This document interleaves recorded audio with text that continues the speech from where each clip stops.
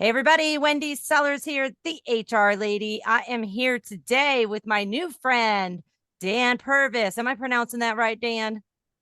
Absolutely, Wendy. Thanks for having me. Hey, we were just chatting a little bit before the recording here. I'm in normally sunny Florida and it's foggy, and you are in probably normally sunny and warm Texas, and it looks like you're freezing right now. It is sunny and 28 degrees. I didn't know that happened down here. I know it is crazy. We're not going to get much into the weather here today, except for to just, let our listeners know that we're thinking about you and stay safe.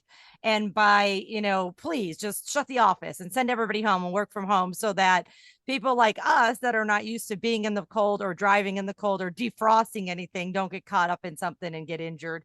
With that said, what I want to chat with you about is just your business.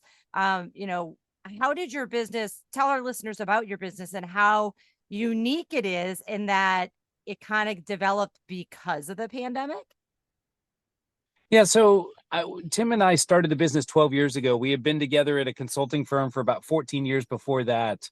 And our dream all along was if we were going to start a new company, it would be a company around a set of ideals. When people say, "Tell me about Velentium," we always start with why Velentium, how Velentium, who Velentium, and where Velentium is heading before we talk about what Velentium. And yet, when you talk to many business owners, they want to start with here's what we do.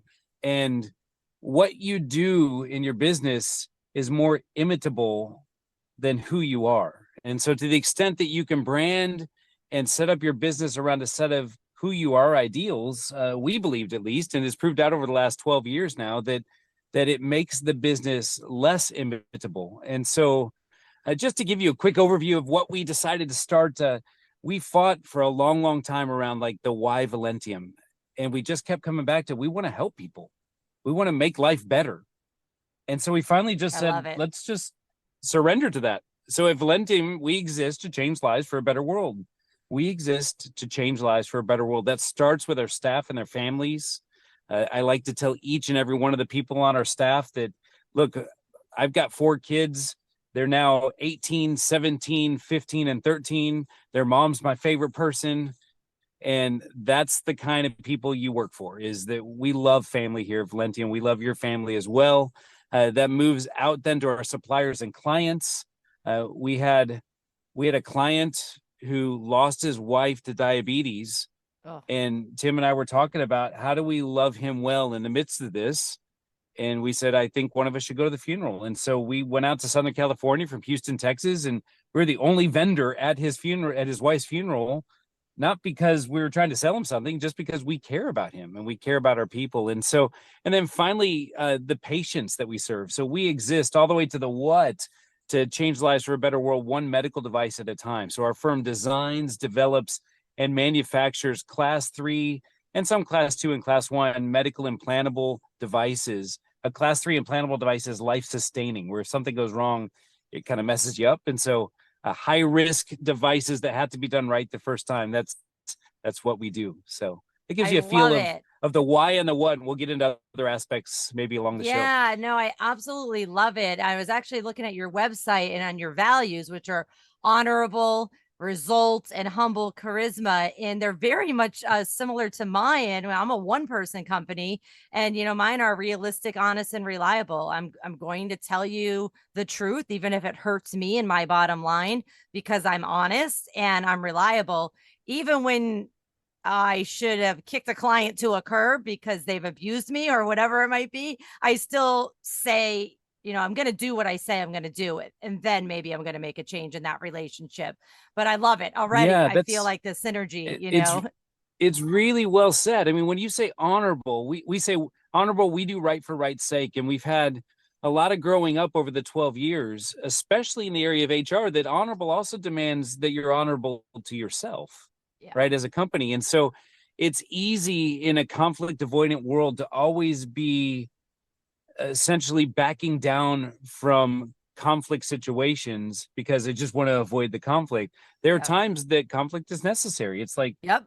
whether it be with an internal staff person that's doing something that just ain't right, or whether it be something in the marketplace.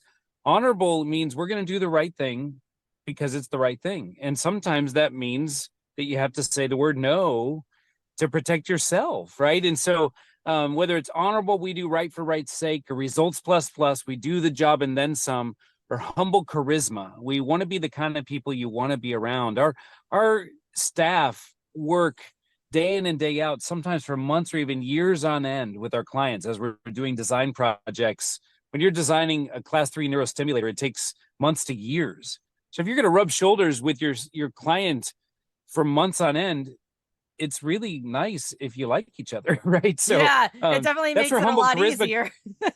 Yeah. We sat with several leaders at the first few weeks of the company, and I had a whiteboard and I had a marker, and I said, tell me all the people in your life that are the rock stars in your life.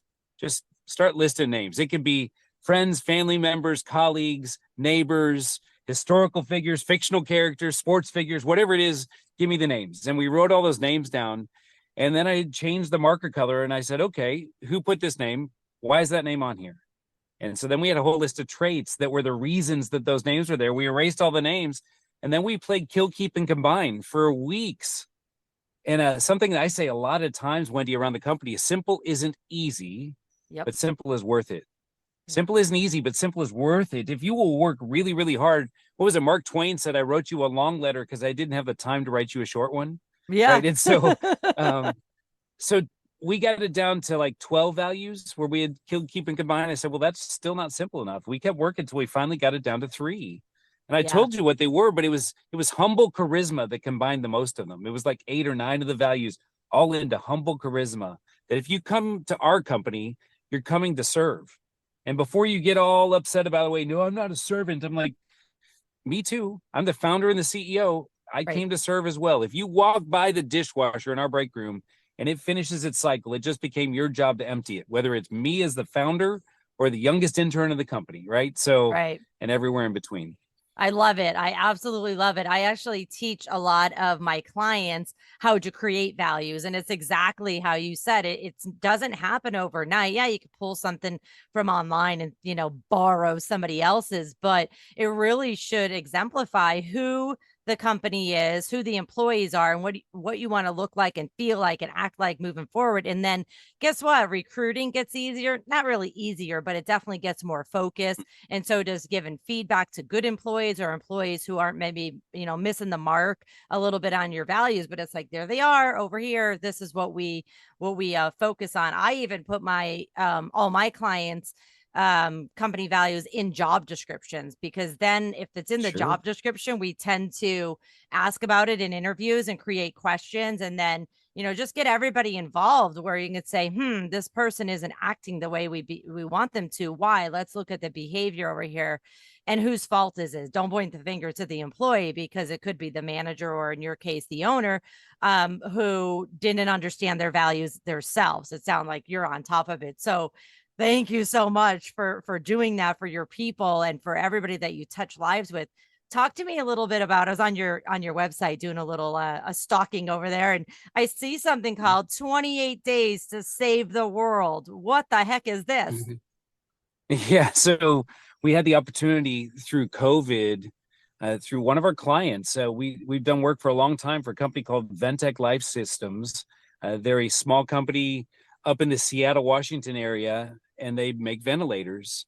And their CEO made a comment in a national magazine that if he had more resources, he could build more ventilators. This is back when, at the early stages of COVID, when we thought ventilators were going to be everything, right? It turns out vaccines were everything, but nobody knew that at the time. And we reached out to him as one of our clients, and we said, hey, we're ready to help you. And he said, I'm too busy to talk to you right now. I said, well, how are you handling all this? He said, well, every morning at 8 a.m. we have a war room meeting where we plan the next day. I said, if we're in that meeting tomorrow in person, is that fine with you? And he said, sure. And so that afternoon, I looked at my co-founder, Tim. I said, one of the two of us is going to get on a plane in the beginnings of the pandemic and fly, which is terrifying, right? Back then. Yes. And that ended up being me. And I flew to Seattle, and I was there at 8 a.m. that next morning. And 2 days later, General Motors showed up. And I said, wait, General Motors, like the car company? They're like, yeah. It's like, why? And they're like, we're not really sure. And man, those guys were nuts. They showed up and they said, in partnership with the federal government, General Motors is going to build 30,000 ventilators, and we know nothing about ventilators, but we know a heck of a lot about building lots of things quickly. So let's roll up our Wow. sleeves and get it done. And within the next 4 months, we had built 30,000 ventilators. It was a crazy, crazy experience. That's Yeah. amazing. Congratulations. And thank you for being crazy enough to jump on a plane in the beginning of the pandemic and get this done. So definitely we'll make sure our listeners have I'll put the website on there where they can get the book 28 Days to Save the World, Crafting Your Culture to Be Ready for Anything. It truly Yeah. is so important to set the tone from the top and make sure that you keep revisiting it. I've noticed that when companies get bigger and bigger, they tend to not intentionally but unconsciously lose the value and the values that they've developed. You know, the owners and the people up the org chart get further and further away from, hey, how are we supposed to interact with employees? We already know how we're supposed to interact with clients. So folks, please make sure you're doing what Dan does and make sure that everybody knows these are our values, and everyone, including the owner, has to comply.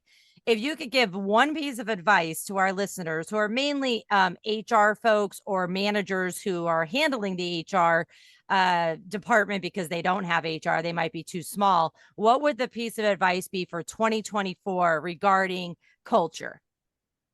Yeah, no, I love that. So culture is best implemented as opposed to stated. And so the best way to implement and defend your culture is one person at a time.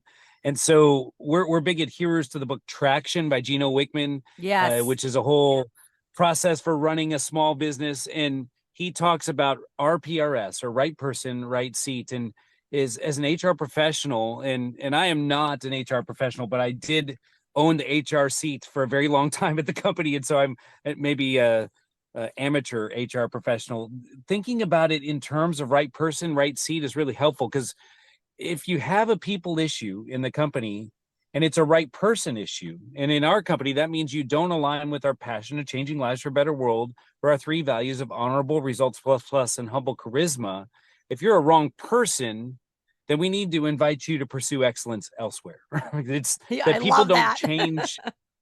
Yeah, you don't tend to change who you are. Mm. And that's also true in our interviewing. It's like we need to discern in interviewing, are you a right person for Velentium, for your company? Because just because you're a wrong person for your company doesn't mean you're not a perfect person for another company. And trying to mold a wrong person into a right person, not so much. But right seat's a whole different deal. So for right seat in our company, that comes down to our name. So our name Velentium is 3 words. It's VEL is from velocity, ENT is the middle syllable of momentum, and Mm. IUM is the last syllable of ingenium, which is the Latin word for talent. So velocity, momentum, and ingenium, or talent. At our company, we do a lot of high technology. And so at our company, you have to be really, really smart on your technical tools, but you can't just be smart, you have to be fast. You can't just be smart and fast. You have to actually enjoy speed. We love speed. So um, the idea of a right seat at Velentium is something that you are capable and get the job, but you also really want that job. And with wrong seat situations at our company, as you think about HR challenges in 2024, is the person across your desk that's the challenge. Are they a wrong person? They got to go. Are they just in the wrong seat? We're extremely patient there. What jobs around the company might we pivot this person into, and then suddenly they shine in a way that they couldn't shine before? We've seen that happen again and again. You just keep moving a right person around till you find the right spot in the right seat, and then that's really, really great. They start to shine. I love it. I love it so much. I love everything about what you're saying, and I am going to order the book right away. And in fact, thank you for reminding me about the book Traction, because I'm looking over at my bookshelf over there, and I think I lent it out and never got it back. So I'm just going to go ahead and order another one because it is an amazing book. Well, thank you so much for spending your time with us today. We really appreciate it, and I hope it gets warmer over in Texas. Take care, everyone.